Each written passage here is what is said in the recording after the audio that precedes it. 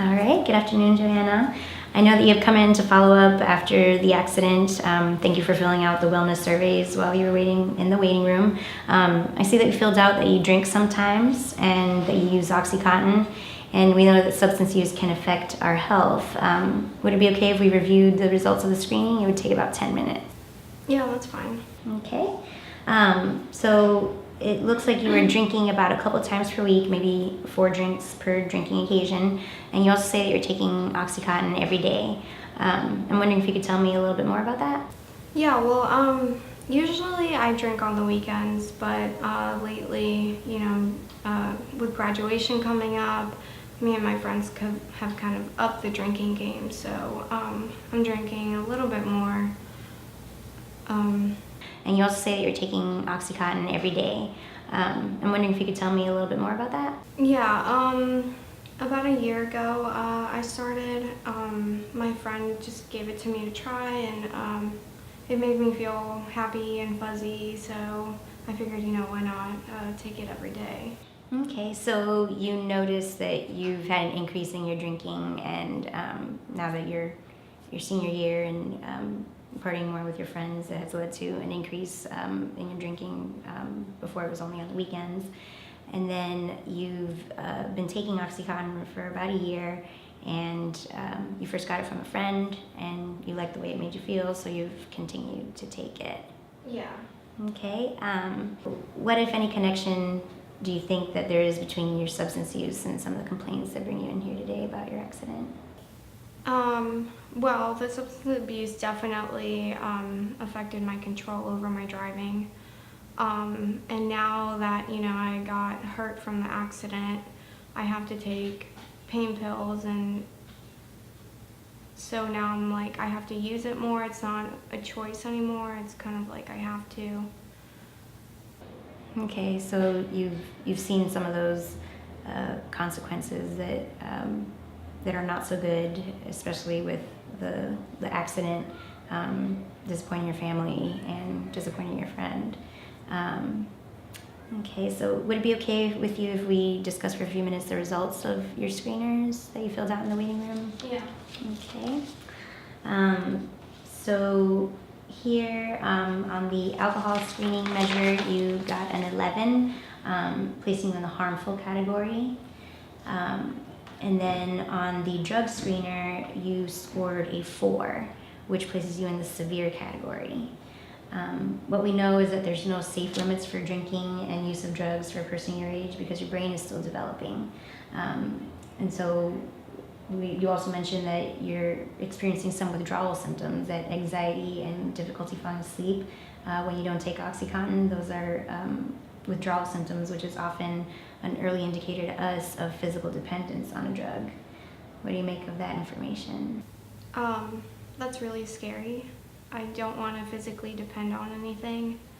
I've heard, in the news that they're lacing the pain pills with stuff that can kill you. So if I'm going to be dependent on it, I want to do something about it soon. Okay, yeah. Okay, so you're very well informed. You're scared about the dangers of taking Oxy, not just because of the negative consequences you've had, but also you've seen that there are really big dangers associated with buying it from someone in the street, and you might not know what's in the Oxy and can cause people to die. And so do you know of other risks of drinking at high levels and taking pain pills for non-medical reasons? Not really. Okay, we discussed some. What we know about drinking at this level is it can cause a number of problems for people. It can affect one's mood, it can affect one's relationships with friends, with family. It can significantly contribute to problems in school or at work, and it can cause accidents, such as car accidents. The pain medications, such as Oxy or Percocet, they can also contribute to dangerous accidents. They can cause difficulty with breathing and with regulating the amount of oxygen that goes to the brain. And of course, when it is obtained illegally, as you mentioned, it can be an issue for people, both for legal reasons, but also because of not knowing exactly what drug is being taken, like you mentioned. So what does this mean for you, all this information? that I want to stop. I want to take control of this. And, what worries me is that, I have pain from the accident, but I have to take pain medication, so that's worrisome. Okay, so you see the connection and you feel scared, so you are motivated to do something different. Could we talk a few minutes about your interest in making a change? Okay. So on a scale here from 0 to 10, 0 being not ready at all and 10 being completely ready, how ready are you to make any changes in your substance use? I'd say I'm about a 7 right now. Okay, great. A 7, that's great. Why not a 2 or 3? Because I see how harmful it can be in my life and the damaging effects to it and, the accident. I really need to take control. Okay, so it sounds like you realize that you want to have more control because you felt like you lost some of this control. You had the accident, and you don't want to disappoint your family and friends, and you realize the dangers of taking the oxy. So what would you like to do about your drinking and pain medication use? I definitely want to cut back.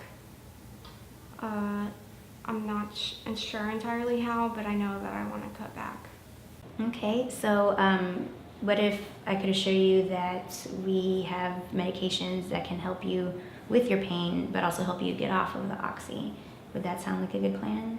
Yeah, that sounds great. Okay, excellent. Well, when we finish up then, I'd like to introduce you to our social worker. It should be a great resource as you get started in this change. And I'd also like to check in with you in about a week or so to see how things are going. Would that sound okay? Sounds good. All right, great. Well, thank you so much, Joanna. Thank you.